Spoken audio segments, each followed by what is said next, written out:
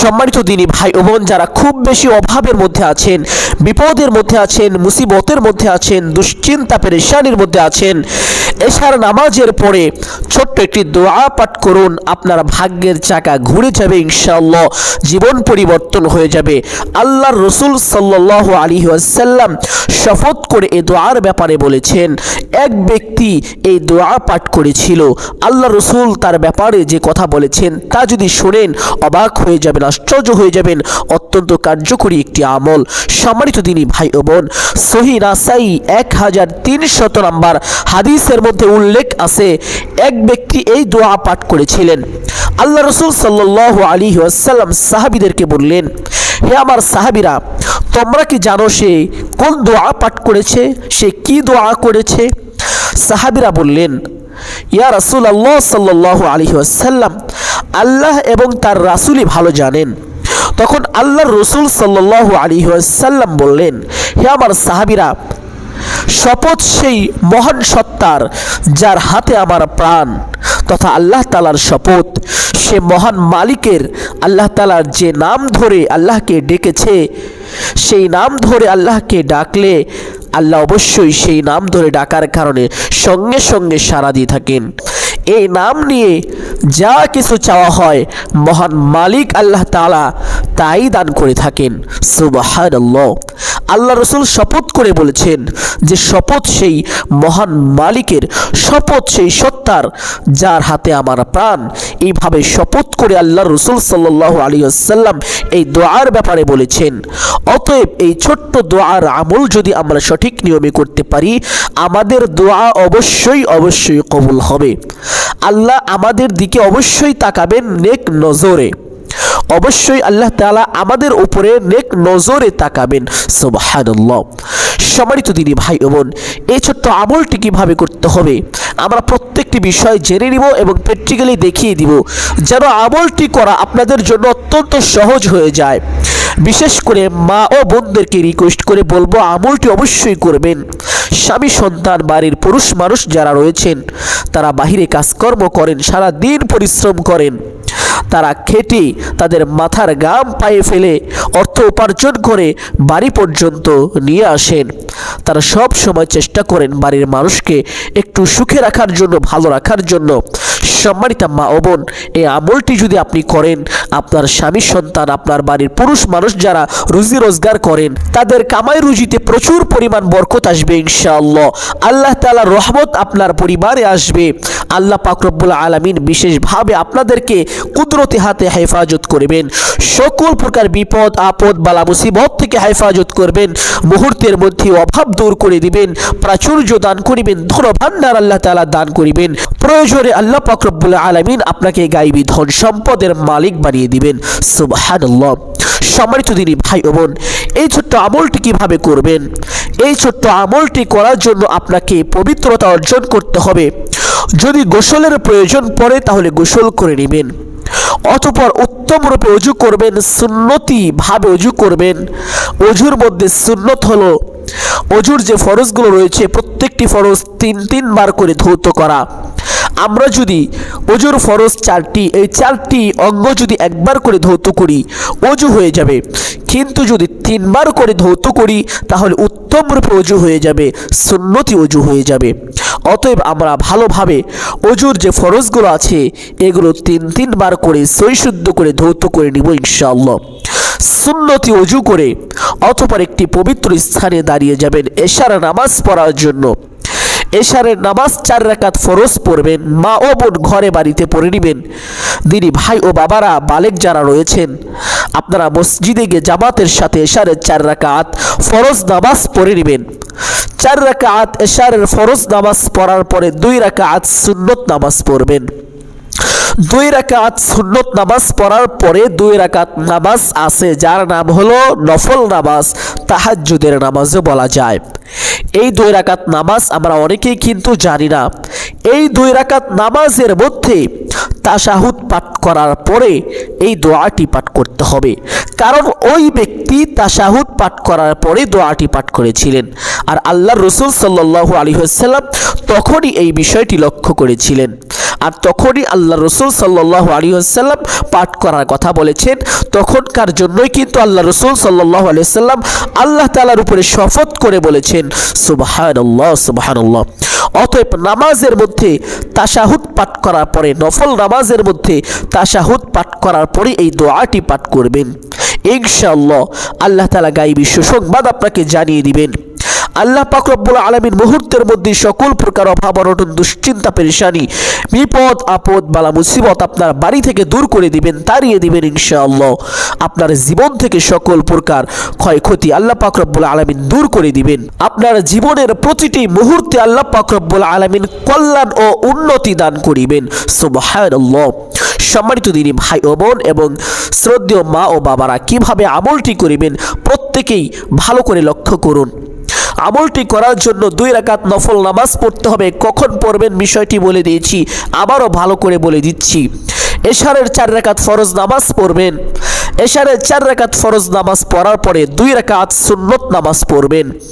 2 রাকাত সুন্নত নামাজ পড়ার পরে 2 রাকাত নফল নামাজ পড়বেন। এই নফল নামাজের মধ্যে এই দোয়াটি পাঠ করবেন এবং নফল নামাজ শেষ করে দোয়াটি পাঠ করবেন।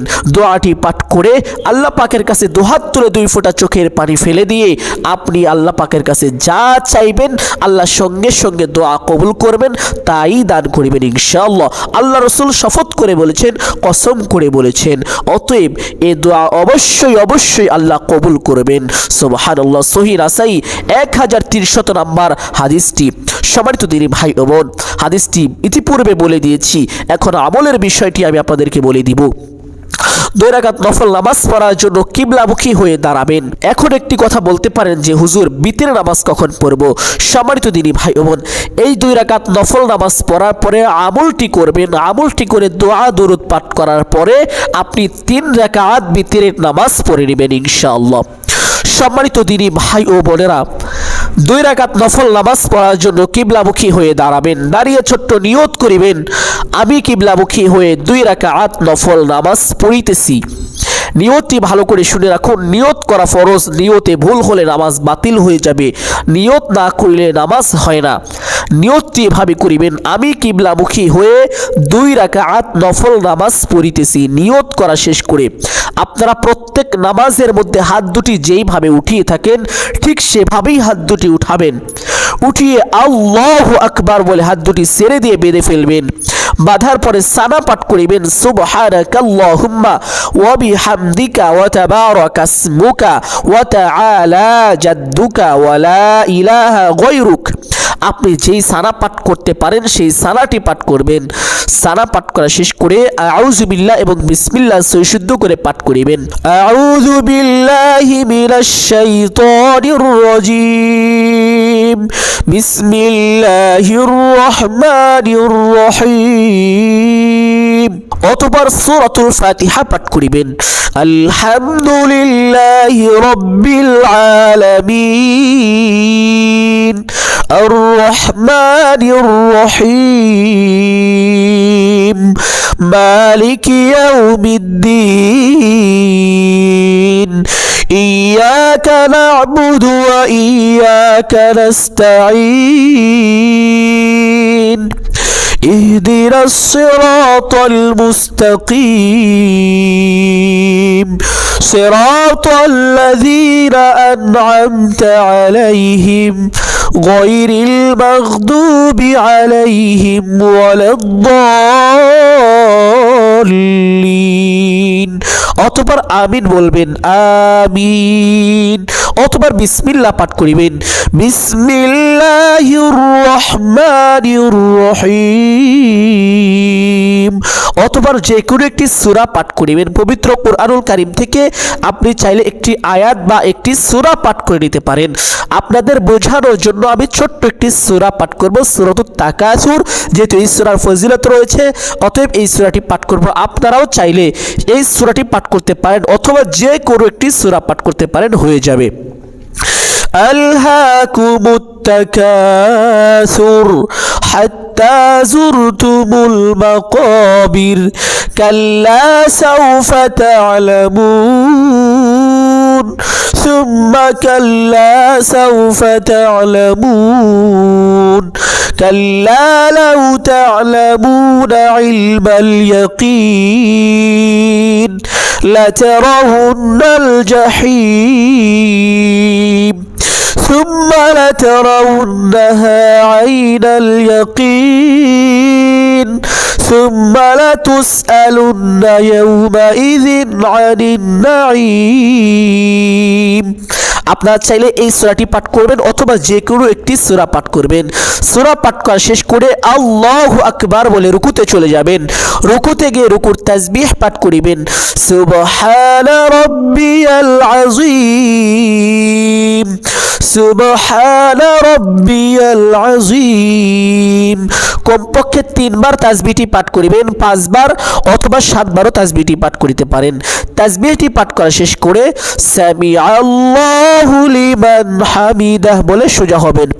সোজা হয়ে ছোট্ট দোয়াটি পাঠ করিবেন, রব্বানা লাকাল হামদ, এতটুকু পাঠ করবেন। পাঠ করা শেষ করে আল্লাহু আকবার বলে সিজদায় চলে যাবেন। সিজদায় গিয়ে তাসবিহ পাঠ করিবেন, সুবহানা রাব্বিয়াল আ'লা সুবহানা রাব্বিয়াল আ'লা সুবহানা রাব্বিয়াল আ'লা। তাসবিহটি কমপক্ষে 3 বার পাঠ করবেন, 5 বার অথবা 7 বারও চাইলে পাঠ করিতে পারেন। তাসবিহটি পাঠ করা শেষ করে আল্লাহু আকবার বলে সোজা হয়ে বসে পড়বেন। বসে ছোট্ট দোয়াটি পাঠ করিবেন, আল্লাহুম্মা গফিরলি ওয়ারহামনি ওয়াহদিনি ওয়াআফিনি ওয়ারযুকনি। যদি না পারেন পাঠ করতে হবে না, তবে অল্প একটু সময় বসে অপেক্ষা করে নেবেন। অতঃপর আল্লাহু আকবার বলে আরেকটি সিজদায় চলে যাবেন। সিজদায় গিয়ে তাসবিহ পাঠ করিবেন কমপক্ষে 3 বার, সুবহানা রাব্বিয়াল আ'লা সুবহানা রাব্বিয়াল আ'লা সুবহানা রাব্বিয়াল আ'লা। তাসবিহটি পাঠ করা শেষ করে আল্লাহু আকবার বলে সোজা হয়ে দাঁড়িয়ে যাবেন। দাঁড়িয়ে হাত দুটি বেঁধে ফেলবেন। বাঁধার পরে বিসমিল্লাহ পাঠ করিবেন এইভাবে, বিসমিল্লাহির রহমানির রহিম। অতঃপর সূরাতুল ফাতিহা পাঠ করিবেন, আলহামদুলিল্লাহি রাব্বিল আলামিন আর রহমানির রহিম মালিকি ইয়াউমিদ্দিন ইয়্যাকা না'বুদু ওয়া ইয়্যাকা নাস্তাঈন ইহদিনাস সিরাতাল মুস্তাকিম সিরাতাল লাযীনা আন'আমতা আলাইহিম গায়রিল মাগদুবি আলাইহিম ওয়ালাদ-দাল্লিন। অতঃপর আমিন বলবেন, আমিন। অতঃপর বিসমিল্লাহ, বিসমিল্লাহির রহমানির রহিম। বিসমিল্লাহ পাঠ করা শেষ করে যে কোনো একটি সূরা পাঠ করবেন। পবিত্র কোরআনুল কারীম থেকে যে কোনো একটি সূরা পাঠ করলেই হয়ে যাবে। তবে একটা বিষয় লক্ষ্য রাখবেন, আপনি প্রথম রাকাতে যে সূরাটি পাঠ করেছেন, দ্বিতীয় রাকাতে তার পরবর্তী কোনো একটি সূরা পাঠ করবেন এবং তার থেকে ছোট একটি সূরা পাঠ করবেন। আপনাদের বোঝানোর জন্য আমি প্রথম রাকাতে সূরা তাকাসুর পড়েছিলাম, দ্বিতীয় রাকাতে আমি তাকাসুরের চাইতে ছোট একটি সূরা পাঠ করিব এবং তার পরবর্তী কোনো একটি সূরা পাঠ করিব। তার জন্য আমি সূরাতু আল ইখলাস পাঠ করিব। আপনারাও চাইলে সূরা ইখলাস পাঠ করে নিতে পারেন অথবা যে কোনো একটি সূরা পাঠ করে নিতে পারেন। আমি একবার সূরা ইখলাস পাঠ করব, সকলেই শুনবেন। এটি ফজিলতপূর্ণ একটি সূরা, অত্যন্ত দামি মূল্যবান একটি সূরা। এই ছোট্ট সূরাটি তেলাওয়াত করিলে অথবা তেলাওয়াত শুনলে 10 পারা তেলাওয়াতের সওয়াব পাওয়া যায়, সুবহানাল্লাহ। 2 বার তেলাওয়াত করিলে অথবা তেলাওয়াত শুনলে 20 পারা তেলাওয়াতের সওয়াব পাওয়া যায়, সুবহানাল্লাহ। 3 বার যদি এই সূরাটি কেউ তেলাওয়াত করে অথবা তেলাওয়াত শুনে, তাহলে তার আমলনামায় মহান মালিক আল্লাহ পাক রব্বুল আলামিন পবিত্র কোরআনুল কারীম তথা 30 পারা তেলাওয়াতের সওয়াব দান করে থাকেন, সুবহানাল্লাহ। 10 বার যদি এই সূরাকে তেলাওয়াত করা যায়, কোনো ব্যক্তি যদি এই সূরাটি 10 বার তেলাওয়াত করেন, তাহলে মহান মালিক আল্লাহ পাক রব্বুল আলামিন জান্নাত জান্নাতের মধ্যে তার জন্য একটি সুন্দর ঘর নির্মাণ করেন। সুবহানাল্লাহ। যে ঘরের এক একটি ইটের দাম এত বেশি যে এই পৃথিবীকে 70,000 লক্ষ কোটি বারও যদি বিক্রি করা হয় তাহলে ওই ঘরের একটি ইটের কণা সম পরিমাণ দাম হবে না। সুবহানাল্লাহ। এত দামি একটি ঘর আল্লাহ পাক রব্বুল আলামিন মাত্র 10 বার এই সূরা তেলাওয়াত করলে বান্দাকে দান করে থাকেন। অতএব সম্মানিত দিনী ভাই বোন, এই সূরাটি বেশি বেশি তেলাওয়াত করবেন। উঠতে বসতে চলতে ফিরতে যখন সময় পাবেন এই সূরাটি তেলাওয়াত করবেন। এই সূরাটি তেলাওয়াত করলে কি কি ফায়দা পাওয়া যায়?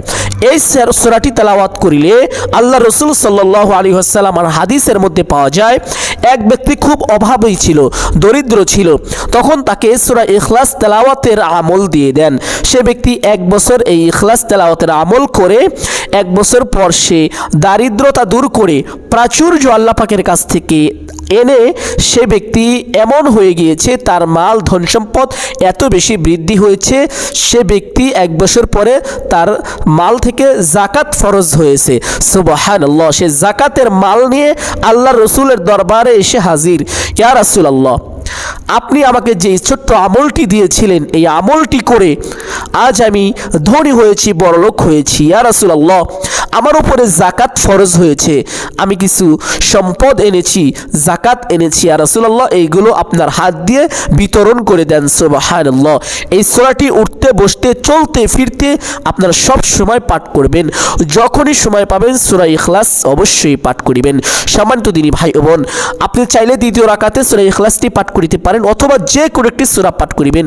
সূরা পাঠ করা শেষ করে আল্লাহু আকবার বলে রুকুতে চলে যাবেন। রুকুতে গিয়ে রুকুর তাসবিহ পাঠ করিবেন, সুবহানা রাব্বিয়াল আযীম, সুবহানা রাব্বিয়াল আযীম। কমপক্ষে 3 বার এই তাসবিহটি পাঠ করিবেন। 5 বার অথবা 7 বারও তাসবিহটি আপনি চাইলে পাঠ করিতে পারেন। তাসবিহটি পাঠ করা শেষ করে সামি আল্লাহু লিমান হামিদা বলে সোজা হবেন। সোজা হয়ে ছোট্ট দোয়া পাঠ করিবেন, রব্বানা লাকাল হামদ।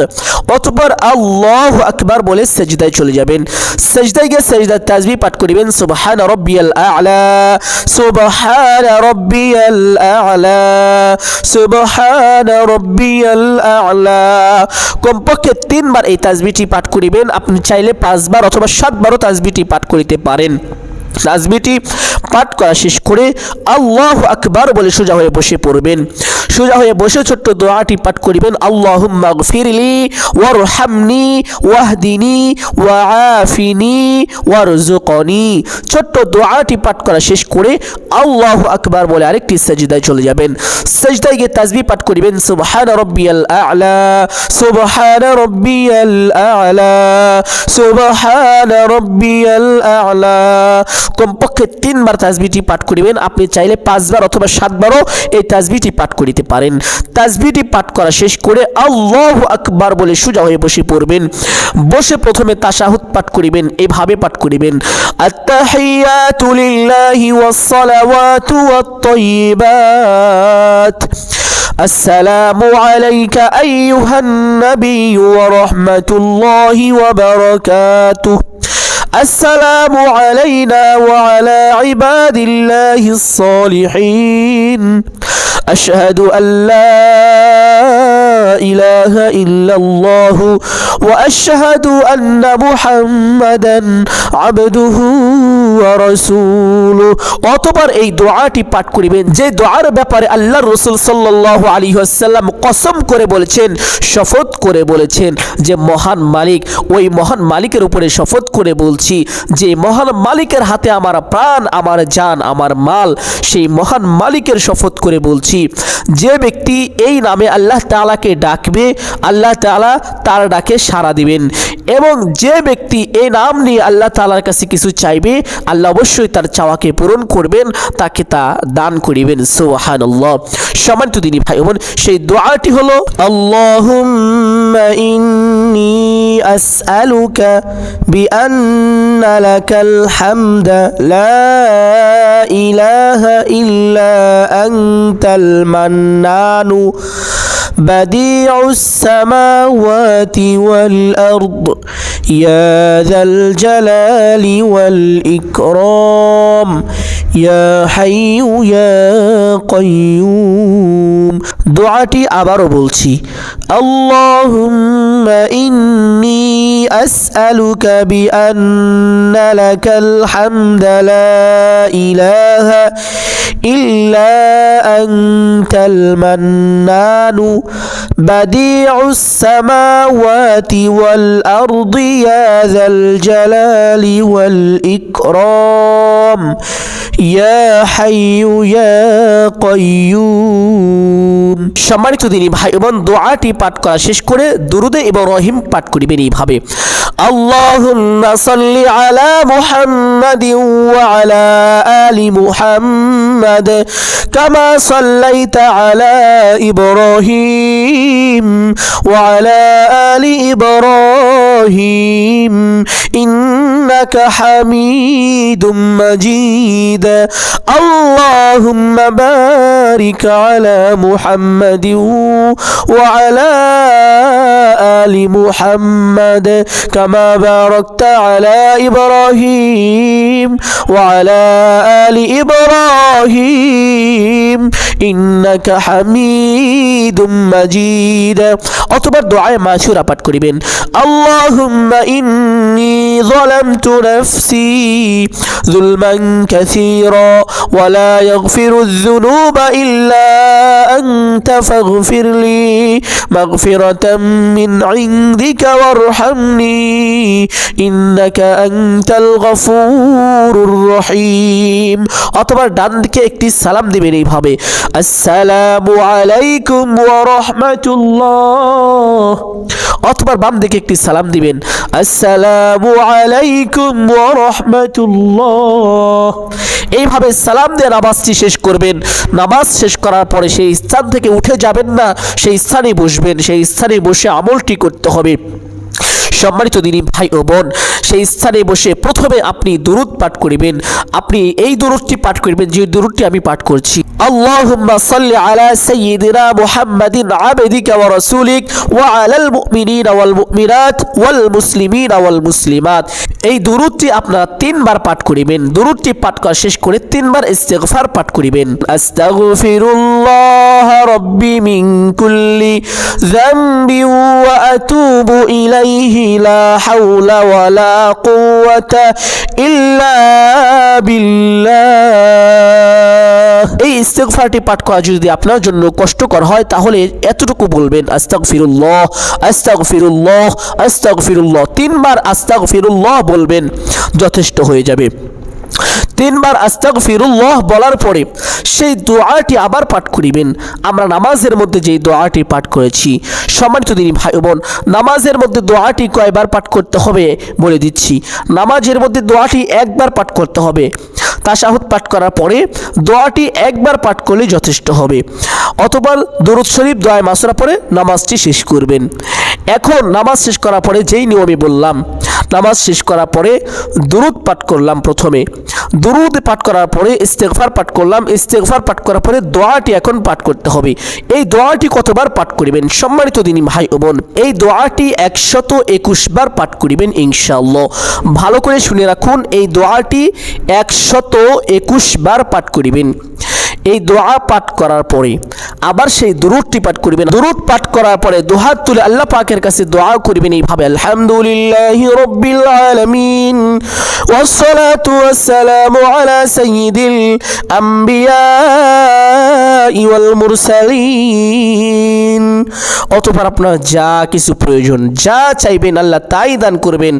আল্লাহর পিয়ারা হাবিব শপথ করে বলেছেন, কসম খেয়ে বলেছেন, ওয়াদা দিয়ে বলেছেন সাহাবীদেরকে, হে আমার সাহাবীরা, শপথ সেই সত্তার উপর যে সত্তার হাতে আমার জান প্রাণ, যার হাতে আমার জীবন, যার হাতে আমার মরণ, তার উপরে শপথ আমি কসম করে বলছি, এই নাম ধরে আল্লাহকে যে ব্যক্তি ডাকবে তারা ডাকে আল্লাহ সাড়া দিবেন। এ নাম নিয়ে যা কিছু চাইবে আল্লাহ তা দান করে দিবেন। আল্লাহ রসুল সাল্লাল্লাহু আলাইহি ওয়াসাল্লাম এইভাবে শপথ করে সাহাবীদেরকে বলেছেন, অতএব এই দোয়া অবশ্যই কবুল হবে, যারা আমলটি করবে তাদের আমল কবুল করা হবে। সম্মানিত দিনী ভাই ও বোন, আমি আশা করছি আজকের আলোচনাটি অত্যন্ত গুরুত্বপূর্ণ ছিল। প্রত্যেকেই কমপক্ষে একটি হলেও শেয়ার করে দিবেন, লাইক করে দিবেন, ইনশাআল্লাহ চ্যানেলটি সাবস্ক্রাইব করে রাখবেন। ধন্যবাদ, ভালো থাকবেন, সুস্থ থাকবেন, সকলের জন্য দোয়া করি আল্লাহ আপনাদেরকে ভালো রাখুন, সুস্থ রাখুন। যারা আমলটি করবেন অবশ্যই আল্লাহর কাছে দোয়া করি, আল্লাহ সকলের আমলকে তুমি কবুল করে নিও, সকলের হাজতকে তুমি পুরা করে দিও। সকলেই বলি আমিন সুম্মা আমিন। আসসালামু আলাইকুম ওয়া রাহমাতুল্লাহি ওয়া বারাকাতুহু।